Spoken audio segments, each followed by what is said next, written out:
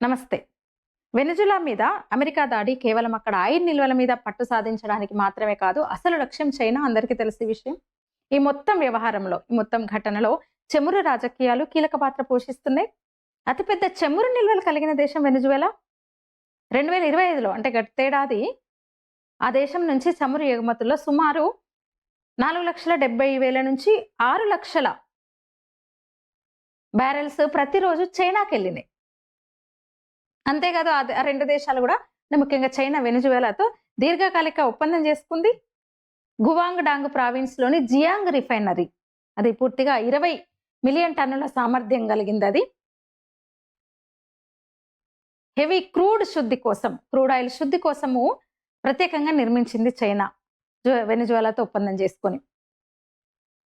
అంతేకాదు వెనిజువేలా నుంచి చైనా చమురు దిగుమతుల కోసం అంటే డాలర్లలో కాక తన కరెన్సీ యువాన్లను చెల్లిస్తుంది వెనిజువేలాకి. పూర్తిగా ఇంకా వెనిజువేలాను తన స్వాధీనంలోకి తెచ్చుకున్న తర్వాత పూర్తిగా అంటే ఇంకా అమెరికా నియంత్రణలోకి వెళ్ళిపోయింది. చమురు ఇంకా దేశమే నియంత్రణలోకి వెళ్ళిపోయింది కదా. ఆ టైంలో జనవరి 7న అమెరికా 2 ఆయిల్ ట్యాంకర్లను, ఒకటి రష్యా ఫ్లాగ్తో ఉంది, రెండింటిని స్వాధీనం చేసుకుంది. తర్వాత ట్రంప్ ఒక ప్రకటన కూడా చేశాడు. ఇక వెనిజువేలా 2.8 బిలియన్ విలువైన చమురును అమెరికాకు అమ్ముతుంది. భవిష్యత్తులో వెనిజువేలా ఇంకా చైనా, రష్యా, ఇరాన్, క్యూబాలతో సంబంధాలు తెంచుకుంటది.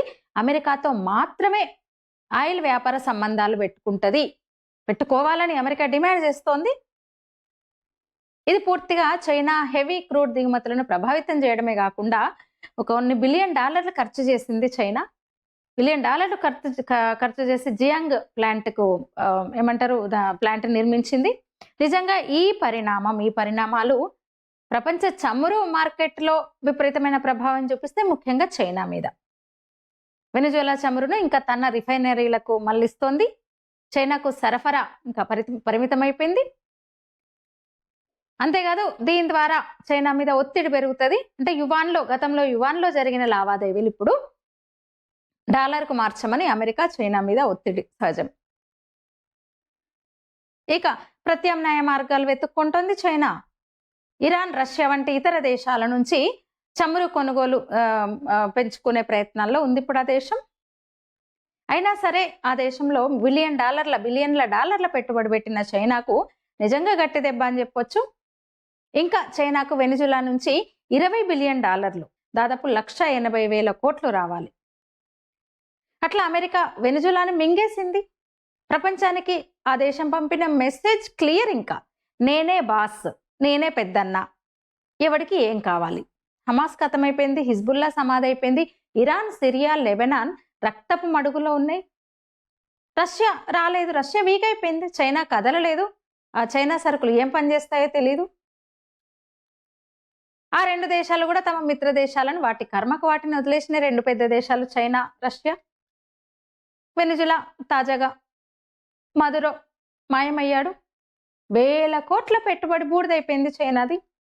రష్యా మాట నీటిమూట అయిపోయింది. ఇక అగ్రరాజ్యం తగ్గేలా లేదు, వేట ఆగేలా లేదు. ఇప్పుడు నెక్స్ట్ టార్గెట్ గ్రీన్లాండ్. యూరప్ అరిచినా, ప్రపంచం ఏడ్చినా అమెరికా దాన్ని లాగేసుకుంటది. అట్లా ట్రంప్ ప్రపంచానికి ఒక చేదు నిజం చూపించాడు. అంతర్జాతీయ సంస్థలు కేవలం మట్టి బొమ్మలు, బలం ఉన్నవాడిదే రాజ్యం, కర్రున్నోడిదే బర్రె. నిజంగా కొన్ని దశాబ్దాల క్రితం ప్రపంచంలో రష్యా అప్పుడున్నంత బలంగా రష్యా ఇప్పుడు లేదు. మిలిటరీ పవర్, డాలర్ పవర్ ద్వారా ప్రపంచంలో పూర్తిగా అమెరికా ఆధిపత్యమే నడుస్తోంది. రష్యాను ఉక్రెయిన్తో యుద్ధంలో దింపి అమెరికా తన రష్యా సైనిక అట్లనే ఆర్థిక బలం, ఆర్థిక పరంగా కూడా, సైనిక పరంగా, ఆయుధ పరంగా పూర్తిగా బలహీనపరిచింది అమెరికా. చైనా మిలిటరీ, ఆయుధ, ఆర్థిక పరిస్థితి కూడా అమెరికాను ఢీకొనే అంత ధీటుగా లేదు. అందువల్ల ఇప్పుడు అంటే కొన్ని సంవత్సరాలు లేదా 3వ ప్రపంచ యుద్ధం వచ్చే వరకు కూడా ఇంకా అమెరికా ఆధిపత్యం తప్పదు. ఒకవేళ చైనాకు, రష్యాకు ఇంకా ఓపిక నశించి అసహనం పెరిగి గట్టి చర్యలకు దిగితే ప్రపంచ యుద్ధం తప్పదు. మరి ఏంటి ఇప్పుడు భారత్ ఏంటి? నెక్స్ట్ భారత్ ఏంటి? భారత పరిస్థితి ఏంటంటే భారత్ వంతు. నిజానికి ప్రస్తుత పరిస్థితుల్లో భారత్‌కి కత్తి మీద సామే. నిజం మాట్లాడుకోవాలంటే. అమెరికాను ఒంటరిగా ఎదిరించి నిలవలేదు భారత్. గతంలో లాగా మద్దతిచ్చే పరిస్థితిలో రష్యా లేదసలు. 1970స్‌లతో పోలిస్తే కొన్ని లక్షల భారతీయ కుటుంబాలు అమెరికాలో ఉన్నాయి. అందుకని అమెరికాతో పూర్తి స్థాయి శత్రుత్వమో లేదా పూర్తి స్థాయి మిత్రత్వం లేకుండా, దేశానికి దీర్ఘకాలిక నష్టాలు లేకుండా ఏవైనా తాత్కాలిక ఒప్పందాలు కుదుర్చుకుంటూ ఇంకా దేశాన్ని అన్ని రంగాల్లో స్వయంగా బలపడేట్టు చేసుకోవాలి. అదే సమయంలో సిద్ధాంతాన్ని పక్కన పెట్టి ఖడ్గం పట్టాలి. బంగ్లాదేశ్‌ను ముక్కలు చేయాలి. రంగపూర్, చిట్టగాంగ్ వాటిని కోసి భారత్‌లో కలిపేయాలి. హిందువుల కన్నీళ్లు తుడవాలంటే వాళ్ళ రక్తం చిందిన చోట మన జెండా పాతాలి. వాళ్ళకప్పుడే రక్షణ, అదే శరణ్యం. అంటే ఆ 2 ప్రాంతాలు మన కోటలవ్వాలి. భారత్ వల్ల కాదా అంటే ఆపరేషన్ సింధూర్ చూసాం కదా. అమెరికా న్యూక్లియర్ బేస్ మీదనే దాడి చేసినాం మనం. అమెరికా ఎయిర్ బేస్ మీద దాడి చేసినాం మనం. ట్రంప్ నోరు పారేసుకున్నాడు. అంతకుమించి ఏమీ చేయలేకపోయినాడు. మన దగ్గర నిప్పులు కురిపించే మిసైల్స్ ఉన్నాయి. భూమి, నీరు, ఆకాశం ఎక్కడి నుంచైనా అణుబాంబు సత్తా మనకుంది. ఇప్పుడు మొత్తం బంగ్లాదేశ్ మనకిప్పుడు అనవసరం. ఆ 2 ముక్కలు చాలు. మిగతా వాళ్ళు మనతో ఉంటారా పోతారా అంటే ఎవరికి కావాలి, మనకు అవసరం లేదు. ఢిల్లీ చీకటి గదుల్లో ప్లాన్ సిద్ధమవుతోంది. వేట మొదలవుతుంది. అమెరికాను నేరుగా ధీటుగా ఎదుర్కోకపోవచ్చు ఒంటరిగా భారత్, కానీ ఇంకా చాలా చేస్తుంది. ఆ ప్రయత్నాల్లోనే ఉంది. మీరేమంటారు? ఈ వీడియో మీద మీ అభిప్రాయం తెలియజేయండి. ధన్యవాదాలు.